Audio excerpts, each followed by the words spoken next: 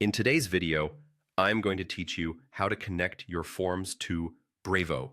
Start by opening your browser and heading to app.brevo.com. Sign into your account if prompted, and once you're on the dashboard, look for the settings area. Depending on your layout, this is often found under a gear icon or your profile menu. Open settings so we can get to the tools that let your forms talk to Brevo. Inside settings, navigate to the advanced section and select SMTP and API.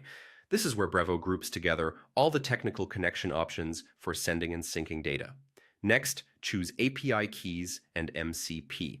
API keys are secure credentials that allow your website, form builder, or app to authenticate with Brevo without sharing a username and password. Think of them like a door key you control. Click Generate a new API key. You'll be asked to provide a name for the key. Type a clear, memorable label that describes where you'll use it, such as the site or form tool it will connect to. Good naming makes it easy to manage or revoke keys later without guesswork. Now click Generate.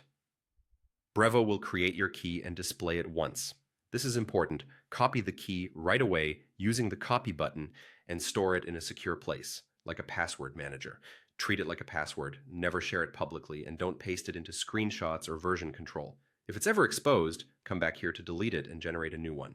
After copying, confirm you've saved the key and close the dialog by clicking OK. You'll see the key listed in your API keys page with the label you chose, which helps you track what it's used for. From here, your forms can connect to Brevo by using that API key in your form platform or integration plugin. Most tools have a Brevo, Sendinblue, or SMTP API integration area under integrations or email settings, where you paste this key to authorize the connection.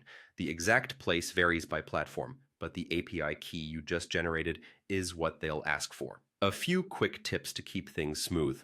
Generate a dedicated key for each website or form tool so you can turn off access selectively if needed. Keep a simple note with the key's label, where it's used, and the date it was created. And once you've added the key to your form tool, send a test submission to confirm contacts are added to Brevo as expected. That's it. Your forms are ready to connect securely to Brevo using your new API key.